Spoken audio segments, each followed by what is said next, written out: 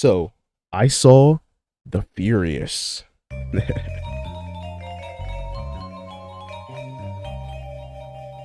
All right. So first and foremost, if you love action movies, see this freaking movie, guys. Please. This movie was definitely already in my top favorite action movies. And I mean, I feel like I say this when I see every. Well, I think this is my first time on the channel doing an action movie, so maybe not too much. But whenever I sit back and watch an action movie, I wouldn't say all the time, but sometimes I end up saying like, yeah, this is the best thing I've ever seen. But this movie genuinely was like, especially like if we're comparing like old, like some of my favorites, like some Hong Kong action kung fu movies, like basically anything from Jackie Chan. If you ever heard of like Yes Madam or the In Line of Duty movies, any of those amazing films.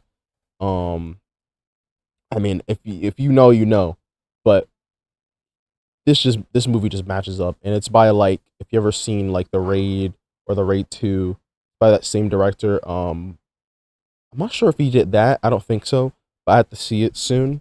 Boy Kills World. Some of those actors appear in very similar movies, so like I'm not sure if it is the same director, but I gotta see. But yeah, it's like this movie was so epic. Like from beginning to end, like it's a very simple story. Um, the father actually have the names because I got like these cards from the store, not from the store, geez, from the movie theater. They give out these cards. Let me see if I can show them. But like you have the main character Wang Wei, which you don't really find out until the end of the movie. What his name is. He's really just called the father more of the time, or the silent guy because he's mute. He's a mute. Okay, so here's the main character, Wang. Probably won't be able to see it, but the back, Wang Wei. And then you have the protagonist. You have Noven, and he's this guy I've seen this guy before. Um, I watched them in the show called the not the Warrior. It's called Warrior, and it's like one of Bruce Lee's stories that he wrote, and it's kind of semi based off of his own story and upbringing, but basically like all you need to know basically TLDR. Great, he does great action. Everything he's in, he does great action, and uh I actually just searched it up that when I was doing this before, he was a gold medalist judo martial artist, which makes sense because in this movie his fighting style is judo. And honestly, that's the one thing I love the most about this movie. The highlighting, I mean, if you know, you know, of like specific styles, like Wang, his main style, I mean, it's kind of like taught to us is kung fu. Um, Navan style, his style is judo, like I mentioned. Then you have other styles that are shown later in the film, like the main bad guy, Pakong.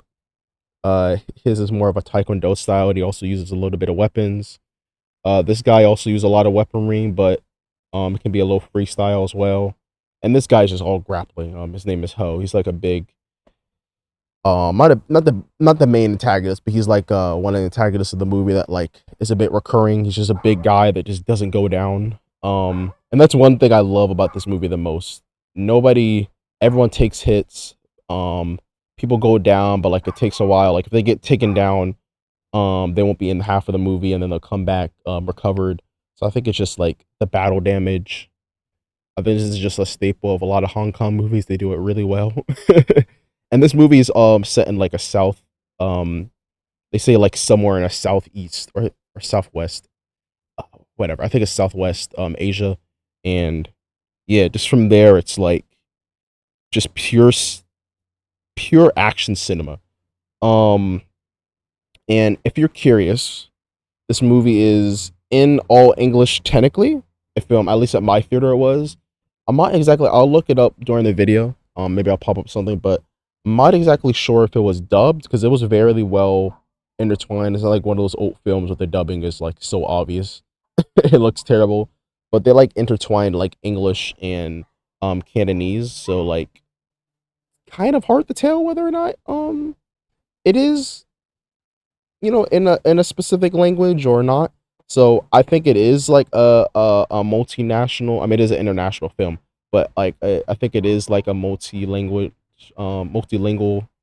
film. There's certain characters that do speak other languages. Um, like Korean, I think I heard one of the characters.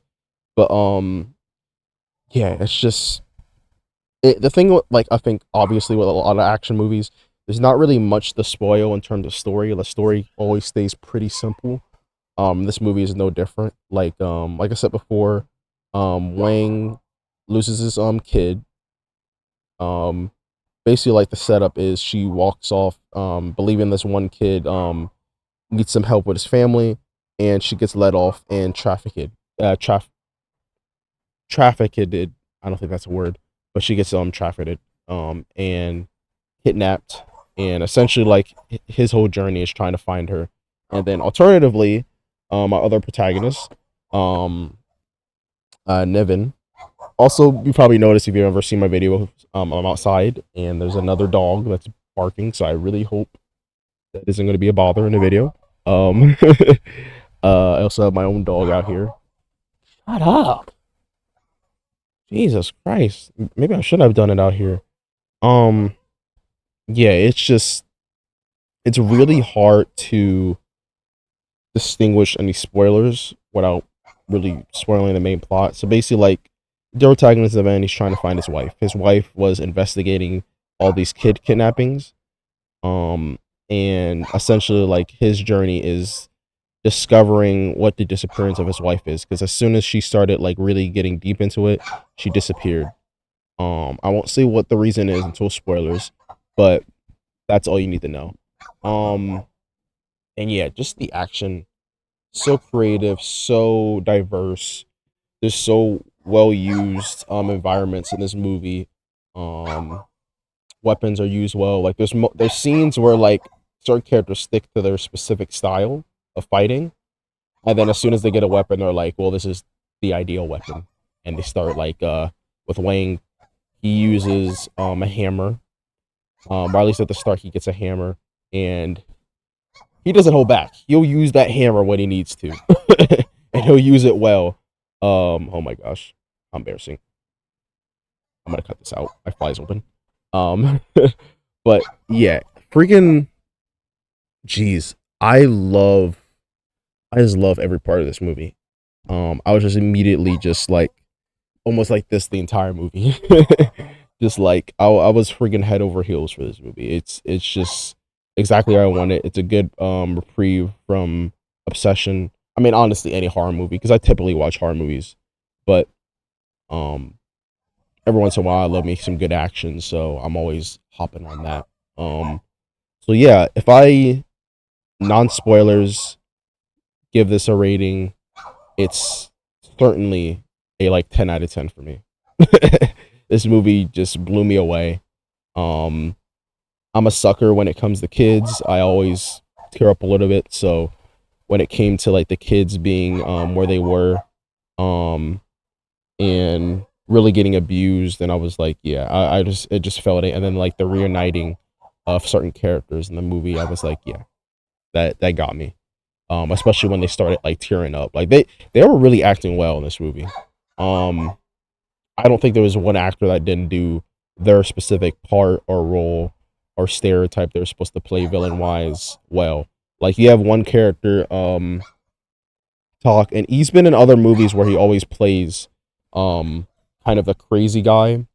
I'll probably actually put the guy's name up, the actual actor's name, but his in this movie he's called Talk, and he has like a bow and arrow, and yeah, he doesn't really have too many words, but when he does use his words, it's it's tough. Like it's really dope. So yeah, he shoots, kills. He's basically like this mercenary. More like his the sideman, um, his right hand for Pak Lung, the main villain in this movie. So yeah, 10 out of 10. That's what I give it. Before I move the spoilers, I am going to do a little ad for myself. So recently, um, it's gonna be a little weird of a cutoff, but um, I accidentally stopped the recording. So the ad I'm gonna do a little bit is about my book, my first book ever. It's called novel. Jesus, it's called a novelette. It is a novelette. What I meant to say, but it's called Princess Flora. It's a story about a girl who turned into a fairy one morning, and basically she has to navigate the rest of her day, at least in this book, but in the rest of the story, as each book comes out, she's gonna have to navigate this new life, that she has, with these newfound powers and the troubles that come with it. Um, and it's just a little bit of a slice of life romance comedy, with a little bit of action.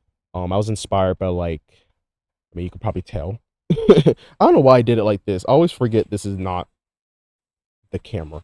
I'm using my computer. That I always forget this is not the camera, but you can probably tell it's a little anime inspired. But I was specifically inspired by like Sailor Moon and Cardcaptor Sakura. So yeah, that's one thing. And then like usual like some superhero stuff as well. Um, but yeah, if you want to check it out, um, on Amazon, I'll put it up screen. For paperback, it's 14.41 if I recall. For hardcover, it's I think it's 21 something, and then I have a new Kindle. That's 199. So please check it out. If you're interested. And back to the video. So talk about spoilers. Not the best transition, but whatever. My own personal ad. So spoilers wise, I think there's really not much to spoil. I mean, it's the typical the kid and the father they reunite. Unfortunately, for the protagonist, Nevin, um, he loses his life while fighting the killer of his wife, which is Talk, the bow and arrow guy, and it's a great scene. Um, he bites his neck and he like tears his neck apart to kill him while he's being stabbed in the stomach, and he has this one last triumphant death as he holds his wife's ring that Talk stole for like a reward basically, when he killed her. So yeah, I think that's really the biggest spoiler of this movie. And I think everything else is just like typical action stuff. um oh yeah, I'll say Wang gets a happy ending with his daughter, and then he just tells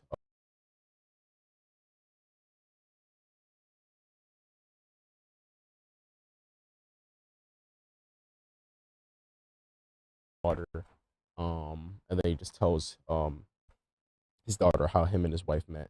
Which, I'm not gonna lie, I hope there wasn't any post credits to be left as soon as the credits pulled up, but it sounded like the way he was saying that was like there could be a prequel. There could be a prequel or some kind of sequel, or maybe just the prequel could be covering his backstory, because we really don't know. We really don't find out much about Wang as our protagonist. Besides from this, him being a father, his wife. I'm assuming him and his wife aren't on good terms, or not good terms. They're divorced. The way they phrased it, like she's there to visit him for that month or his week. So yeah, that kind of hints towards probably them being divorced. But yeah, kids get saved, blah blah blah. I'll say my favorite action scene. I gotta really think about this because if I'm being real, all of them are my favorite action scenes. But I think the ones that really highlighted the most when my friend were talking about this, because I saw this with my friend today. But I think the one that highlighted most for me was the fight against Ho, which is like the big guy, the big um this big guy right here. Um and basically they're fighting in like almost a beat 'em up kind of. If you ever played beat 'em ups, um it's like 4 player, 2 player games, whatever. It's just like it sounds.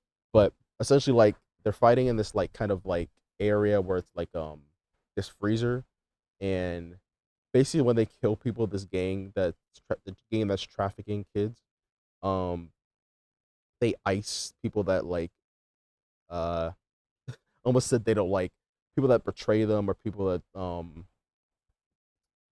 just aren't worthy to be in a gang anymore. I don't know, my phrasing is pretty bad there. Whatever, you get the point probably.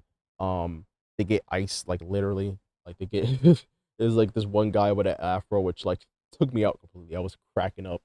He's one of the beginning antagonists. Uh, before he gets iced, and he's like in this huge ice block that's like a whole body size. Just like think of a big thing of ice and a body in it.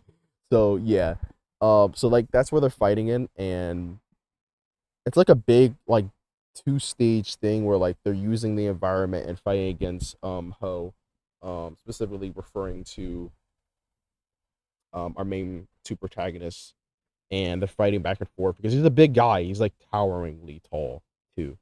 Um, so he's a juggernaut of a guy. It's really not going to be easy. It's not an easy fight. They don't ultimately end up killing him, but it does appear that way. And he appears in what is essentially my favorite fight of the film, which is like the big finale fight of everyone ganging, not ganging together, everyone getting together for one big last fight. You have talk. Basically, every character I mentioned on the cards, are there, and they're having these big fight. I can't wait until this movie comes. I'm gonna get this movie immediately on DVD. Because it was just so hype. I gotta rewatch it. I have the raid on DVD. I probably could go inside again, but I don't feel like going inside again. Like I did with my book. But yeah, it was just epic. That fight was really. I had a lot of surprises. Um, I don't know. Maybe this is just not my forte. I mean, I think I can, but I don't think I'm really would be just do that well at describing how good the fighting scenes are. Without an actual example, I'll probably show a trailer for this video, but just the action is just so good. Like really, like the best comparisons like I can make is just like a more brutal. um I mean, just the raid in general. Like if you've seen the raid or heard of the raid, that's what this movie is times 10, because the director probably had more time, or at least more modern time to think of a new idea. Like this movie, I think the raid was definitely more grounded. This movie definitely feels almost like an anime at times. Also, I just remembered another scene I liked. There's this motorcycle hallway scene where Wang, the father, and his daughter are just driving through the hallway fighting all these bad guys, and she's just swinging this big old pipe, knocking all these guys out while he's just on the motorcycle running through them all at a high speed, and it's like it's just so dope. uh there's another scene where they're in a ring, um and Wang and like these two real fighters or underground fighters, they're fighting on the canvas, and yeah, he's just using his hammer, fighting each one of them back. He breaks like a bottle of glass, and since they're both barefoot, they end up like it's just different environmental stuff. Like just it makes sense. Like they since they're barefoot, the glass like pricks their feet, and then they fall down, and then their backs are also now getting sliced up, and yeah, it's just well choreographed, well framed, um, and everything just makes sense. Like I think that's really what I love most about this movie and other movies like it. It's just that the way things line up, the way things are used. Like obviously, if you see like if you're losing a fight, right? Obviously, you're gonna use the knife that's like on the ground and try to stab that person. Especially if they're a bigger guy than you, because that's one thing that's another uh I want to say issue, but like I guess it is an issue, kind of an issue for like a character like Wang. He's not a very, you know, hugely statured guy, especially compared to someone like this brawling dude. So, you know, and there's moments where like using the your specific fighting style don't work. Like he does judo, like I mentioned, and he doesn't do that well against very slippery fighters like Wang's Kung Fu. They have a fight between the two of them, and he really slips out. Even though like obviously Neven has the size on him. If I was gonna compare, I don't know the actual measurements, but he's probably like 5'8" or something, maybe even taller than that. I'm probably undersizing him, but you know Neven's like six, maybe 6'1". Let's give him that, and then like Wang's like 5'6". Like he has the size on him, especially like size.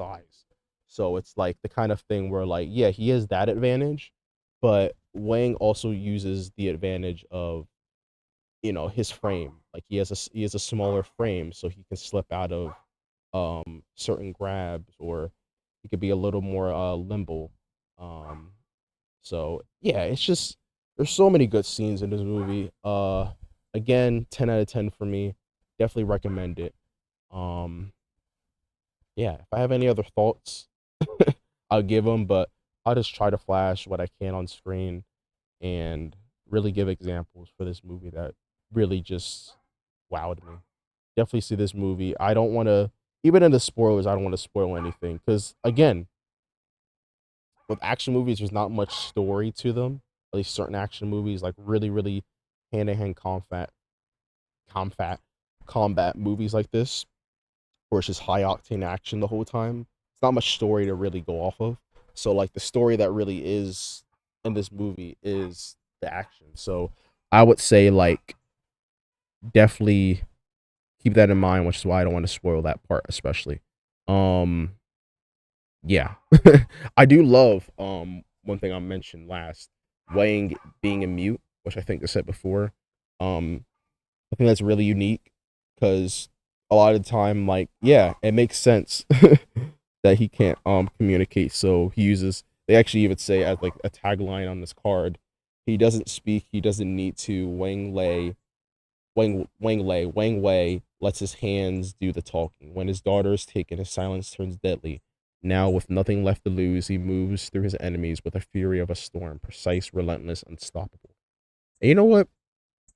I'm gonna read these just for the fun of it. Wang Wei, the silent weapon.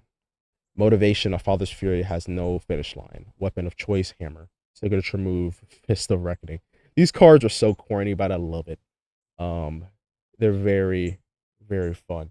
Navin the reluctant, and I hope I'm saying that right, but I'm most likely saying it wrong. Um, the reluctant warrior, motivation, the search for her never stopped. Weapon of choice. Also, his wife is called Matea, I think, or something like that. Um, Weapon of choice is mind, which makes sense because he investigated a part of this. It's not really stated unless I missed it, but I thought at first I thought he was like a cop, but the only really insight we get on his background is the fact that him and his wife trained in judo, and in the beginning of the film we were viewed of her perspective, and she's fighting the traffickers, and yeah, it looks like she can hold her own, but then eventually she's looking down the arrow of talk, and gets well it's in it isn't shown on screen, but it's obviously implied she got shot before she was able to actually escape. So signature move, one arm shoulder throw, obviously. KO count immeasurable. So his description: cool, composed, carrying a darkness he cannot name. His moves through the syndicate's world on the hunt for his missing partner with the quiet certainty of a man who has already decided how this ends, whatever the cost. He came for answer, he found targets. Every man he drops brings him closer to her. So adorable. I love it. um Hawk Lung, the gentleman, which I will say, this dude is a gentleman. Basically in the movie, like one of the big parts which starts out his villainy, because he already is a bad guy. He's the leader of a trafficking ring, so just the justifiable hate. Duh. Um, so yeah, for him, he has a wife that that's pregnant, and essentially like he rages out because they all get caught after Wang, and then they save the kids, and they all get caught, they all get exposed because they live stream it. There's another part I kind of like. It's very modern with the way they portray certain themes that could happen or people would do. Um, but yeah, they get exposed, and the rest of the ring of bosses, they're like, "You failed," and he's like kind of like the youngest is kind of presented as, um, and the leader of he's not the real he's the leader of his faction. He's not the whole leader. He's not the big boss essentially. So like the big boss, he's like one of the oldest guys. It looks like, and he's like um he's his father-in-law, so he married his daughter, which is probably how he got into this all. Maybe he like rose up the ranks, but he that's probably how he got into all. And he's like, "You failed me, um, and now you gotta. Someone has to take the front and blunt of all this. So you should do it." And basically, he's like, "I ain't doing that," and he rages out. We get the equivalent of, he sees all red, and he starts killing everyone in the room, and then his wife comes behind him, and he accidentally kills her, and of course the child that she's pregnant with, and she dies in his arms, and because he was blinded and rage, so he blames, because they were the root cause of it technically. Wang and Nevin, um, he blames it on them, and he searches out to kill them. And yeah, he's just sick. He has, and before that he starts killing all the rest of the members, he bites off this guy's thumb, or no, his pointer finger, and he gently places it on a plate so the rug won't get messed up. So it's very gentlemanly. He's very refined. He doesn't really get that angry, except when his wife died. He yells. I think that's like the only time in the film he yells. Everything else is like um, very silent, very composed. So yeah, Pak Long has built an empire, his empire not with chaos but with control. A criminal mastermind who trades in the innocent and answers to no one. He doesn't raise his voice, he doesn't lose his temper, he simply waits, and when the moment finally comes, it arrives with a katana, a kick that could split a wall, and a smile. He is most terrifying kind of villain, completely in control until he isn't, and by then it's already too late. All right, let's move on. Ho, the Wrecking Ball. I'll show him again. Motivation? Violence is his native language. Weapon of choice? Anything within reach. Signature move? The Haymaker. Also, he has one of my favorite scenes as well. When his father is killed by our protagonist, well, not by a protagonist, they let him go. Who kills him is Talk in Puck Puck Long, because he got found. He's like another root cause of why everything is going down. So yeah, he's pissed off, and the father, he has like this cowboy hat, and he puts on his father's hat, and I don't know, that just got me hyped. I was like, this is like cool visual storytelling against him taking up his father's mantle, essentially. But yeah, nickname the Wrecking Ball. Motivation, violence is native language. Weapon of choice, anything within reach. Signature move, the Haymaker. Tail count, infinite. No rules, no mercy. He's a freight train of chaotic violence, rage, fury manifested into flesh and pointed directly at you. There is no strategy, no negotiation, no retreat. There is only the next man standing between him and where he's going, and that man will not be standing for long. All right. Next in line, or last in line, I should say, Talk, the executioner. Motivation, precision over mercy. Weapon of choice, bow and arrow. Signature move, the ground kick. KO count, unknown. An arrow that was already gone before he heard the bow. Talk does not announce himself. He doesn't need to. He found a way to sharpen his patience into a weapon. He doesn't find his targets. He simply waits for them to stop running. By the time you feel him watching, the hunt is already over. All right, and that was the Furious. Again, really regurgitating the same gargle, but or gangle, but yeah. Just see this movie. It's awesome. Please, uh, I want more movies like this. So, especially ones this well choreographed and this orchestrated. So, 10 out of 10. Thank you for watching. Like and subscribe, if you want to, and have a blessed day.